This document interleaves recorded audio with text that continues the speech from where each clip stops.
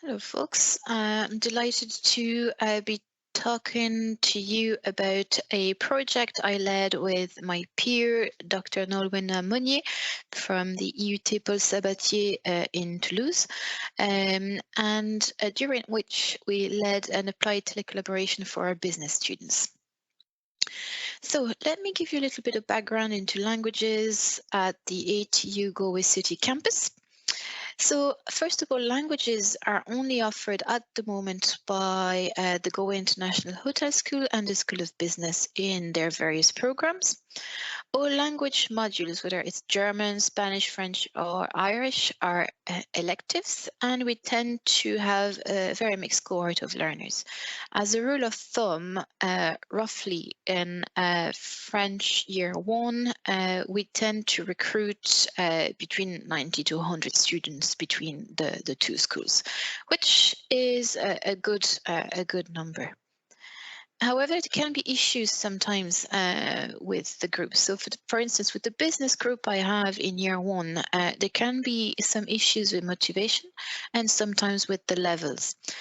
With motivation, what I mean is some students might choose to do French by default, so not because they want to, but because they don't want to do something else. A lot of the students in my class have completed the junior cert and even the leaving cert French at times, so they might perceive that the French year one module is an easy module. And we do have visibility issues, especially because this year with COVID, we remained online until February. So we would have been given a timetable of hours outside of the on-site timetable. So usually Thursdays and Fridays, a little bit like today's talk. So not always conducive to attendance. In terms of levels, the group I have tends to be very mixed, with people who have completed their leaving cert achieving a H3 in French, some others having stopped after junior cert, etc. And also, what I tend to find is the way French is taught in secondary school still at present differs quite greatly from what we do in class at the ATU in Galway City. We tend to do quite a few role plays, applied learning, and tend to stray away from giving them notes to learn by rote. And one last thing is that the year one module is based on the A1 level from the Common European Framework of References for Languages. So this is a more or less a beginner's level. But what we do is, because we teach very differently from school, the beginner's level is quite different from what they would have done. So with COVID, it got me to thinking a little bit outside the box and asking myself, what can I do to counter these issues, and especially to engage all the different abilities I have in the classroom, specifically this year because I have two fully bilingual students in the class. So you'd want to make sure. Well, I want to make sure that they are they benefit from attending the class as well.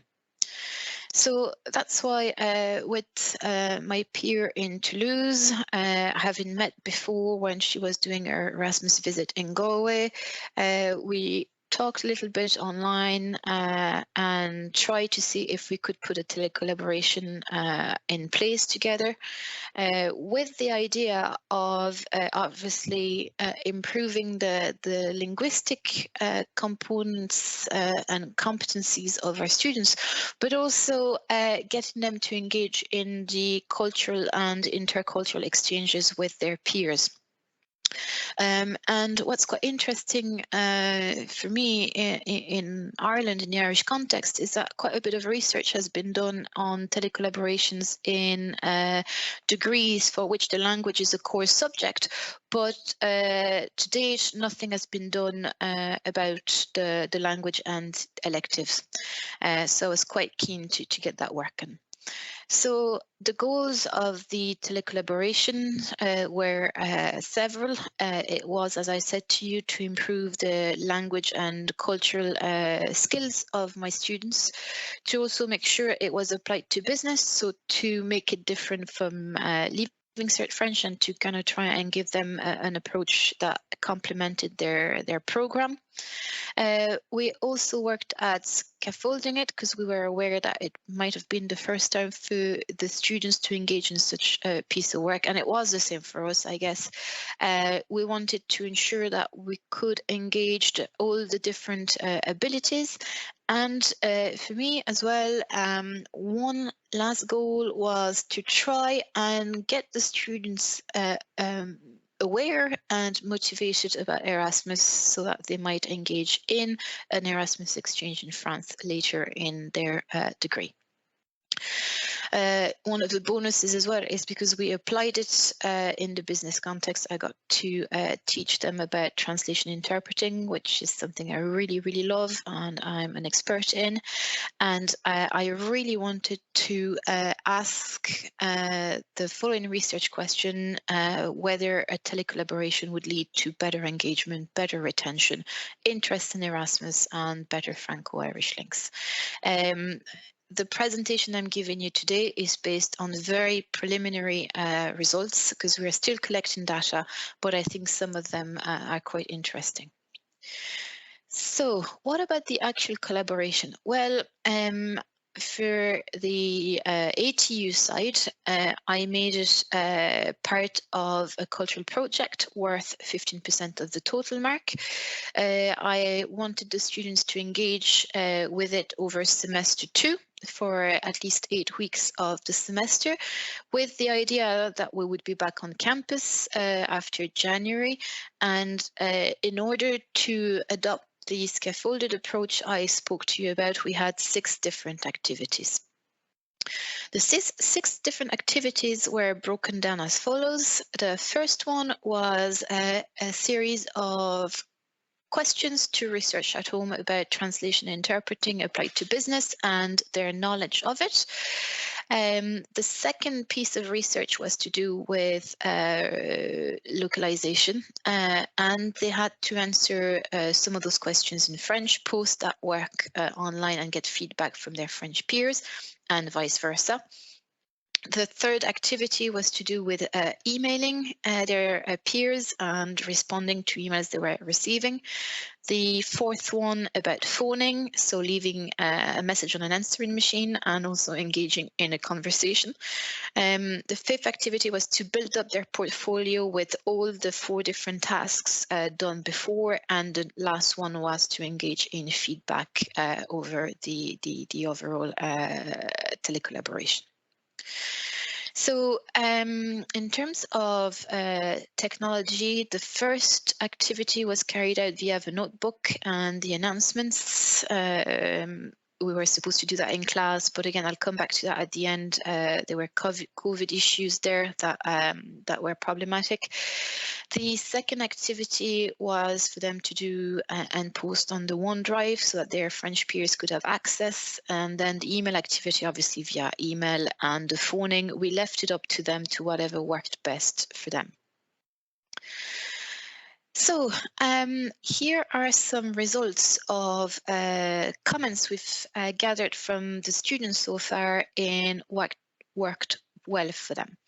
So overall, the Irish students and the French students were very happy with engaging with a native speaker that was of their study level throughout their studies. So some of them said working with new people and helping each other improve was a very positive aspect of it.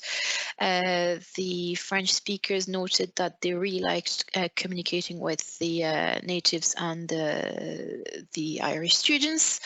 And it was interesting to see that some of them gathered that it was a good experience and that the opportunity mightn't arise again, and that it made them consider an Erasmus year in France. So quite a positive feedback from them. In terms of challenges, there were quite a few, to be honest. The first one was to do with academic calendars, which were difficult to navigate because the holidays in France do not necessarily match the Irish ones. And it was further impacted by COVID in that we were supposed to be back on campus week 1 of semester 2, but as you recall, this was not the case. So we had to organize this online, and frankly, getting organized online remotely was a bit complicated in that some of the students weren't too competent in using OneDrive or check-in or getting messages. So it was a little bit difficult, which was also related to my third challenge, which was to do with technological issues, where you weren't sure if the students were getting emails or not, or responding. So it was a little bit tricky. The two main other challenges were cultural in nature. I would say that the first one was to do with diligence and attendance. The French students are expected to attend their English class about 6 hours a week minimum, and they have a lot of homework and a lot of tests on a regular basis, continuous assessment. The Irish workload is quite different. There is way more flexibility and deadlines in Ireland than there are in France as well, so this created a couple of issues. From the lecturer's perspective, there were also differences in teaching ethics and GDPR. In teaching, the lecturers mightn't have been aware of rubrics for marking, for instance, in France. It seems to be a bit more fluid on that level. Ethical approval for research is not mandatory, and there is not as much focus on the GDPR element either. So these would have been the main issues. So going forward, what we're going to do is, well, we were quite happy with the very positive feedback we got from the students. So we are hoping to move our telecollaboration next year on a year-long project. And to remedy the diligence attendance issues, we are going to make sure that the first contact is synchronous, even if it's online, so that the students get to know the person right away, or the persons right away, because we have decided as well that instead of getting them to work in pairs only, where if one student doesn't turn up, the other one only does the work by themselves, we're going to give them a bigger group and hopefully troubleshoot that issues. So that's it for me for now, and I'm hoping that the rest of the data that we're collecting is going to be as interesting as that. Thank you. So just to wrap up, thank you for everybody, all the attendees, all the presenters of the last 3 days, both in the ATU, not in the ATU, especially you guys who have stayed into Friday evening. Super appreciate that. We have a Padlet board. I'll be sharing the link on the Teams page there. So please, it's also on the conference booklet. If you've got the conference booklet, share your favorite memory or your takeaway, or just if you want to see kind of an overview of the 3 days. It gives a little snapshot of just kind of like the moments and the keynotes. And we had a graphic harvester. Many of you didn't know. We have a graphic harvester who did some illustrations on our keynotes and some of our guest speakers. And so we'll be sharing those on the Padlet as well as on all of our social media channels. And the last thing, the question is, where can we find the outputs and when are they going to be available? We will have all the slide decks and all the recordings, but just give us some time to do the edits. They'll be available on digitaleded.ie. But we'll also send an email to ATU staff when those are ready to go. So again, thank you very much, and everybody have a great weekend.